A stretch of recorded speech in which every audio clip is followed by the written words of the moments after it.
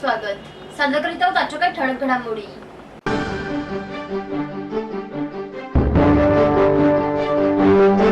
शहरातील अवैध पार्किंगमुळे ठाणेकर नागरिक हैराण. आगामी ठाणे महानगरपालिका निवडणुकीत केरळ पॅटर्न राबविण्याचा ठाण्यातील विकासकांचा मानस. ठाण्यातील मखमली तलावातील प्रदूषण आजही कायम. महावितरण कार्यालय वीज चोरी करणाऱ्या ग्राहकांचा पासपोर्ट रद्द करणार. लक्ष्मी पूजनासाठी लागणारी झेंडूची फुले महागली.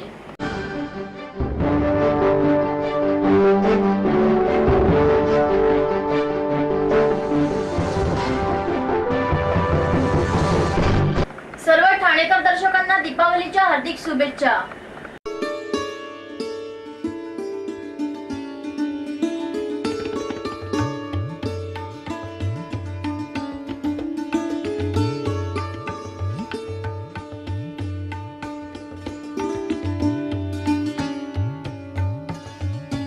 शहरातील अवैध पार्किंगमुळे ठाणेकर नागरिक हैराण झाले आहेत. ठाणे शहराचे भविष्यात होणारे शहरीकरण पाहता माजी आयुक्त टी चंद्रशेखर यांनी शहरातील रस्त्यांचे रुंदीकरण करण्याचा निर्णय घेतला होता. पण सध्या परिस्थितीत रुंदीकरण झालेल्या रस्त्यांचा उपयोग वाहतुकीपेक्षा वाहनांच्या पार्किंगसाठीच अधिक होत आहे. शहरातील वाहनांची संख्या दिवसेंदिवस वाढत आहे, तर दुसरीकडे वाहने उभी करण्यासाठी मात्र जागा उपलब्ध नाही. त्यामुळे रस्त्याच्या दुतर्फा वाहने उभी केली जातात.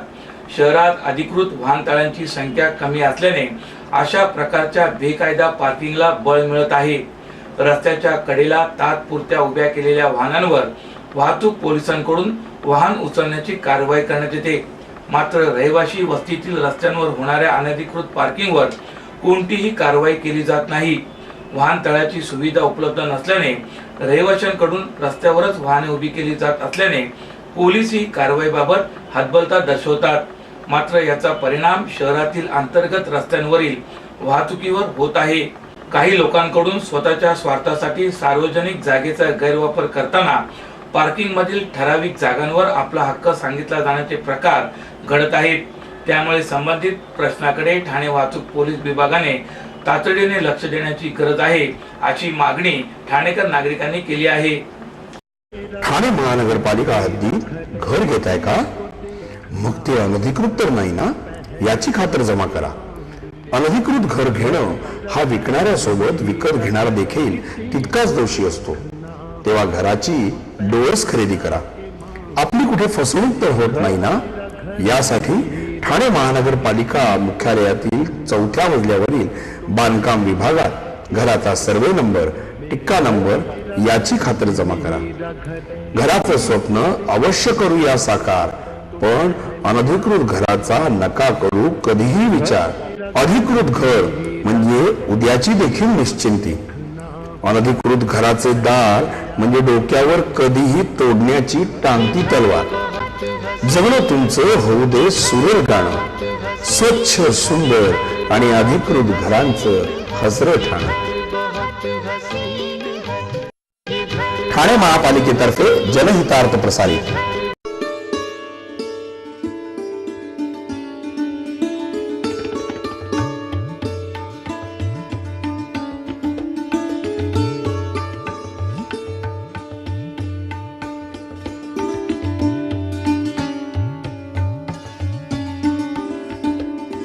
आगामी ठाणे महानगरपालिका निवडणुकीत केरळ पॅटर्न राबविण्याचा ठाण्यातील विकासकांनी मानस व्यक्त केला आहे. ठाणे महापालिकेच्या वर्षभरानंतर होणाऱ्या निवडणुकीत या शहरातील काही प्रख्यात व्यावसायिक बिल्डर आपले उमेदवार उतरवण्याची तयारी करीत असल्याचे खात्रीलायक सूत्रांकडून समजते. केरळमधील स्थानिक स्वराज्य संस्थांमध्ये किटेक्स उद्योग समूहाने आपले काही उमेदवार उतरवून तेथील राजकीय व्यवस्थेचा ताबा घेतला. बिल्डर सूरज परमार यांना ठाण्यातील काही नगरसेवकांच्या दबावापोटी आत्महत्या करायला लागल्याच्या पार्श्वभूमीवर हा केरळ पॅटर्न ठाण्यात राबवण्याची चाचपणी सुरू झाली आहे. केरळमधील एर्नाकुलम जिल्ह्यातील स्थानिक स्वराज्य संस्थांच्या निवडणुकीत किटेक्स उद्योगाने पुरस्कृत केलेल्या 19 पैकी 17 उमेदवार विजयी झाले. ठाण्यातील प्रख्यात बिल्डर सूरज परमार यांनी काही नगरसेवकांकडून होणाऱ्या छळवणुकीला कंटाळून आत्महत्या केल्याचे प्रकरण गाजत आहे.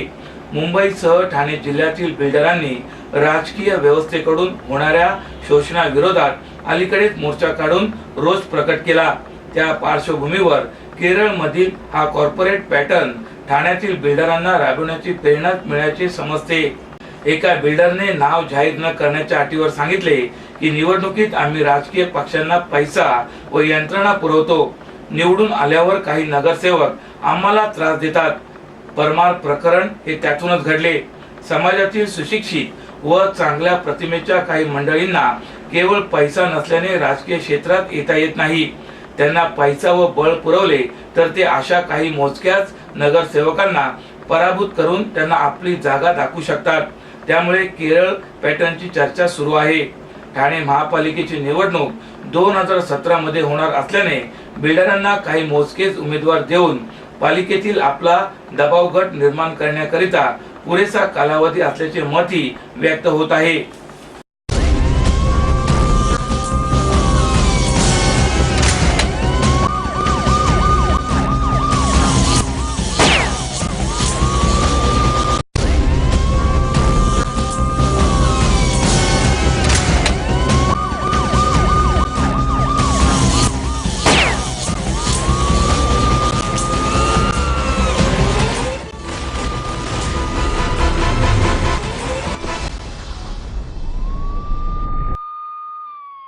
ठाण्यातील मखमली तलावातील प्रदूषण आजही कायम आहे. ठाण्यात मखमली तलावात सांडपाणी सोडले जात नसतानाही हा तलाव प्रचंड प्रदूषित होत असल्याने ठाणेकरांमध्ये आश्चर्य व्यक्त होत असतानाच पालिकेने बायो प्रोडक्ट डोस दिल्यानंतरही तलावातील शेवाळ आजही कायम राहिले आहे. तलावातील माशांसाठी खाद्य म्हणून ठाणेकरांकडून मोठ्या प्रमाणात पाव टाकला जातो. तो कुजून शेवाळ तयार होत असल्याने तलावातील पाणी हिरव्या रंगाचे दिसत असल्याचा दावा पालिकेच्या प्रदूषण नियंत्रण विभागाने केला आहे. मखमली तलावातील पाण्याच्या प्रदूषणाबाबत धर्मराज्य पक्षाचे उपाध्यक्ष नितीन देशपांडे यांनी पालिका प्रशासनाचे लक्ष वेधले होते. त्यानंतर प्रदूषण नियंत्रण विभागाने या तलावातील पाणी शुद्ध व्हावे यासाठी बायो प्रोडक्ट्स डोस दिला होता. ऑक्टोबर मध्ये पावसाळा संपून कडक उन्हाळ्याचे दिवस सुरू होतात तेव्हा सर्व तलावांमध्ये शेवाळ्याचा दाट थर जमा होतो असा अधिकाऱ्यांचा दावा आहे. परंतु बायो प्रोडक्ट्स डोस दिल्यावर 4 ते 5 दिवसांनी तलावातील पाणी स्वच्छ दिसेल असेही त्यांचे म्हणणे होते. प्रत्यक्षात या तलावाची पाहणी केली त्यावेळी तलावातील पाण्याचा दर्जा आणखीन खराब झाल्याचे दिसून आले. तलावातील शेवाळे कमी होण्याऐवजी ते वाढल्याने बायो प्रोडक्ट डोस देऊन नेमके काय साध्य झाले असा प्रश्न देशपांडे यांनी केला आहे. त्याबाबतचा ईमेल त्यांनी पालिकेचे आयुक्त संजीव जयस्वाल यांना पाठवला आहे. त्यावर आयुक्तांनी तत्काळ ईमेलद्वारे प्रतिसाद दिला आहे. प्रदूषण नियंत्रण विभागाच्या अधिकाऱ्यांनी तात्काळ या तलावाची पाहणी करून त्यातील पाणी शुद्ध राहावे यासाठी आवश्यक ती कार्यवाही करावी व त्याचा अहवाल सादर करावा असा आदेश आयुक्तांनी दिला आहे. त्यानुसार सध्या प्रदूषण नियंत्रण विभागातर्फे या तलावातील पाण्याची दररोज देखरेख होत आहे. दरम्यान मखमली तलावात आजूबाजूच्या वस्तीतील कोणतेही सांडपाणी सोडले जात नाही. तरी देखील तलावातील पाणी प्रदूषित होत असल्याबद्दल प्रदूषण नियंत्रण अधिकारी मनीषा प्रधान यांना विचारणा केली असता दररोज या तलावात रहिवाशांकडून मोठ्या प्रमाणात कचरा टाकला जातो हे कारण त्यांनी दिले. माशांना खाद्य म्हणून प्रचंड प्रमाणात पाव टाकला जातो. तो कुजून त्यांचे रूपांतर शेवाळ्यात होते व तलावातील पाणी प्रदूषित होते. मात्र बायो प्रोडक्ट डोस नंतर शेवाळ्याचे प्रमाण कमी झाले असून त्याचा अहवाल नितीन देशपांडे यांना पाठवल्याची माहिती त्यांनी दिली. स्वप्नील जोशी, तरुण, सुपरहिट, विश्वासार्ह आणि सगळ्यात वेगानं वाढणारा brand. Ready ready ready TJSP, तरुण, फायनान्शियली स्ट्रॉंग, तुमचा विश्वास जपणारी आणि सगळ्यात वेगानं वाढणारी सहकारी बँक. ब्रँड म्हणजे स्वप्नील जोशी आणि बँक म्हणजे TJSP. महावितरण कार्यालय वीज चोरी करणाऱ्या ग्राहकांचा पासपोर्ट रद्द करणार आहे. वारंवार वीज चोरणाऱ्या ग्राहकांना चाप लावण्यासाठी महावितरणातर्फे अनोखा प्रयत्न केला जात असून अशा ग्राहकांचा पासपोर्ट रद्द करण्याची शिफारस महावितरणाकडून पोलिसांना केली जाणार आहे. तसेच सतत गुन्हे करणाऱ्या गुन्हेगारांवर पोलिसांकडून तडीपारीची कारवाई केली जाते. त्या धर्तीवर वीज चोरीचा गुन्हा पुन्हा पुन्हा करणाऱ्यांनाही तडीपार करण्याची शिफारस महावितरणाकडून केली जाणार आहे. मुंब्रा सारख्या भागातील वीज चोरी कमी करण्यासाठी हा प्रस्ताव तयार करण्यात आला आहे. सध्या मुंब्रा, दिवा व शिळपाटा भागात 1,20,000 वीज ग्राहक आहेत. त्यांच्याकडे तब्बल 82 कोटी रुपयांची वीज बिलांची थकबाकी आहे. भांडूप झोनचे वीज गळतीचे प्रमाण 10% खालावले असले तरी मुंब्रा, दिवा व शिळपाटा येथे तब्बल 50% इतके मोठे आहे. त्यामुळे वीज गळती कमी करण्यासाठी गेल्या काही महिन्यापासून महावितरणातर्फे सातत्याने मुंब्रा परिसरात छापे टाकले जात आहेत. एप्रिल महिन्यापासून तब्बल 1,150 वीज चोरींची प्रकरणे महावितरणाचे अधिकारी इंजिनियर दिलीप खानंदे यांच्या पथकाने पकडली आहेत. परंतु वीज चोरी पकडली की महावितरणाचे पथक मीटर काढून नेते. त्याचा गैरफायदा घेत काही वीज ग्राहक चक्क थेट वीज पुरवठा घेत असल्याचे उघडकीला आले आहे. त्यामुळे वारंवार कारवाई केल्यानंतरही मुंब्रा परिसरातली वीज चोरी कमीच होत नसल्याचे निष्पन्न झाल्याने अखेर महावितरणाच्या अधिकाऱ्यांनी त्यावर जालीम उपाय शोधला आहे. एखाद्या भागात गुन्हेगार वारंवार गुन्हे करत असला तर त्याला आळा घालण्यासाठी पोलीस अशा व्यक्तीला तडीपार करतात. त्यामुळे आपसूक त्या भागातील गुन्ह्यांचे प्रमाण कमी होतेच, शिवाय गुन्हेगारालाही जरब बसते. अशीच शिक्षा वीज चोरांनाही करावी असा प्रस्ताव महावितरणाच्या अधिकाऱ्यांनी मांडला आहे. जे वीज ग्राहक सातत्याने वीज चोरी करताना पकडले गेले आहेत त्यांना तडीपार करावे असा हा प्रस्ताव आहे. महिलांच्या न्याय हक्कासाठी लढणाऱ्या नारी शक्ती ब्रिगेडमध्ये सहभागी व्हा आणि आपले हक्क मिळवा. महिलांवरील अन्यायाविरोधात लढणारी एकमेव संघटना नारी शक्ती ब्रिगेड. नारी शक्ती ब्रिगेड राष्ट्रीय अध्यक्षा निर्मला पाल. सभासद नोंदणी सुरू आहे. संपर्क 9321712916. लक्ष्मी पूजनासाठी लागणारी झेंडूची फुले महागली आहेत. ऐन दिवाळीत आवक घटल्याने व मागणी प्रचंड वाढल्याने फुलांचे भाव 4 पटीने वाढलेले आहेत. मागील आठवड्यात 60 रुपये किलोने मिळणारा झेंडू या आठवड्यात 200 रुपये किलोने मिळत आहे. तर 20 रुपयाला 10 याप्रमाणे मिळणारी जरेबेराची फुले 100 रुपयाला 10 याप्रमाणे मिळत आहेत.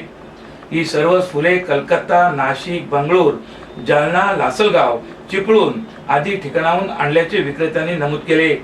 दसऱ्यानंतर ती स्वस्त झाली होती, मात्र वसुबारस झाल्यानंतर ते वाढले आहेत.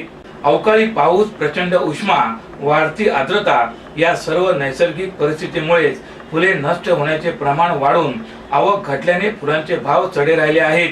ते दिवाळी संपेपर्यंत असेच राहतील.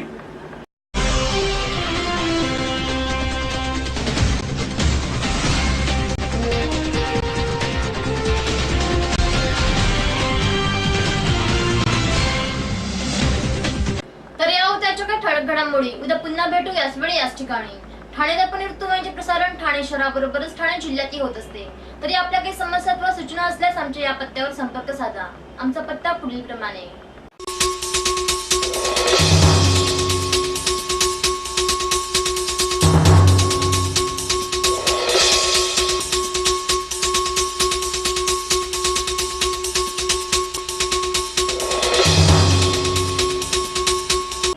धन्यवाद.